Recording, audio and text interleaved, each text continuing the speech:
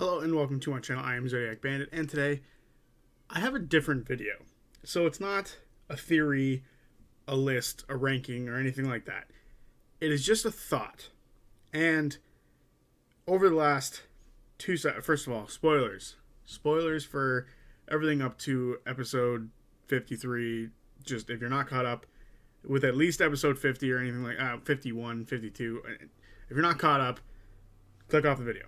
Last warning. But anyway, this is just a random thought that I had of why or what's the situation with the table. And the situation with the table is for the last last two episodes, it's been half the Hells, or the Bell's Hells, and then the two guest players, Abria and Christian.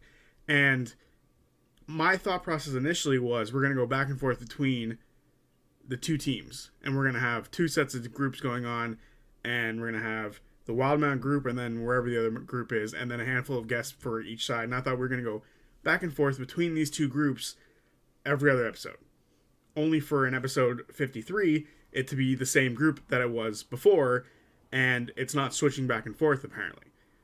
So I've been thinking about it as to why, and I really did question it. I asked at the end of the recap, like, what's going on, why do you all think this? And I had a handful of people in the comments give suggestions of it's easier for scheduling for guests to have it consistent like this, or it's to allow those people to have a break, like a big break, so they can do other projects, and then the other group gets to do the same thing, or it's for Matt's continuity thing. The reason he's cut off the magic so you can't communicate with people is so that it doesn't matter what each group does, because eventually they'll meet back up, and then no continuity errors will happen between when the messages came through or whatever, stuff like that. When they started scrying on the other group, what are they seeing? None of that kind of stuff is going to be a problem because of all the stuff that's going on. And because Matt is doing the one group at a time, he can do their short story, finish it, do the other short story, finish it, and then from there you can connect the two, or he can continue to do that, doing 4 or 5 episode stretches at a time with one group or the other. These were all excellent things that I was reading in my comments from you guys, saying these things, like good ideas about scheduling for guests. That to me was like, oh, that's it right there. It's gotta be it. And then someone else said continuity errors, and I'm like, oh, that's brilliant. So, I think a lot of that is probably true. But I think there's actually one more thing that I've sort of forgotten about, and it leans more into the other group doing projects. And that is specifically one person, Marisha. April 15th, she has a fight coming up. And I am someone who is involved in mixed martial arts. I'm part of a gym. We have pro fighters, amateur fighters. I've had fight. And I have probably a lot better understanding of what it means to be a fighter, and I've seen it firsthand, and I've experienced it firsthand as to what it means for them to go into a fight, for what a fighter does before getting into a fight. So this is when it clicked on me. I was driving home last night from my gym, and it clicked that, holy shit, Marisha is in fight camp. So for those who don't know what a fight camp is, a fight camp is a typically 8 to 4 week stretch where you basically dedicate yourself solely to training, to get in shape, to get in the best peak condition you can for your fight camp. Your last week of fight camp is usually like weight cutting. So my coach says a lot of, you want to train like 2 to 3 hours a week if you're outside of camp, or however much you want, and then typically that ramps up quite considerably during a fight camp.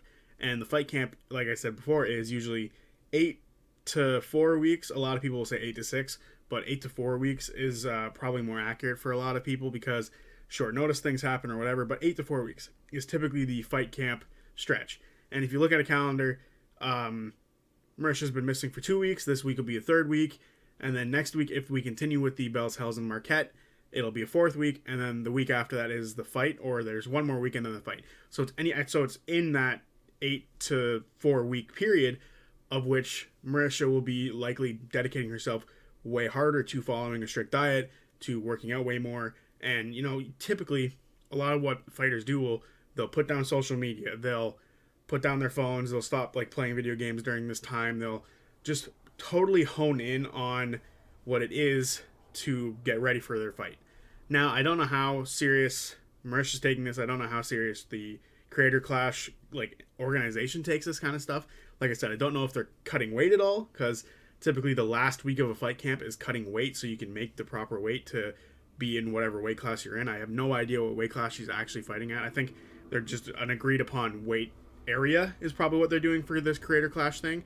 So for me, when I really think about this, the 5 weeks that she's going to be off before her fight makes the most sense to me as to her fight camp. She's only going to be there for a period of time, which is, you know, what they've done. She's already been gone for 2 weeks. This will be a third. Next week will be another one. And then the week following will be another one. Then the fight. So I don't think it's like a bad idea to think that she's in fight camp right now, and that's why we can't see her. That's why she's not in the game, because the game would take up 4 hours per week of what she's doing. So that's a huge stretch of time, especially because lots of gyms are open from anywhere between 5 in the afternoon till about 9 at night. And they play their game. I would imagine they probably start their game at around 7. So Marisha having to be in this fight camp, her gym's open at the time, and she's probably training. So at the end of the day, this is why I think we're not going to be seeing the other group for a while. I don't think we're going to be seeing Liam, Talzin, and Marisha at the table for more than the opener until after April 15th. So the following week after that.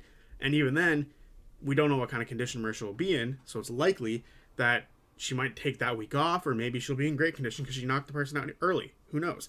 But the whole, I was thinking about it for a while, and I was like, what's a logical reason? What is it, a real-world reason as to why we're seeing this group so consistently and not flipping back and forth?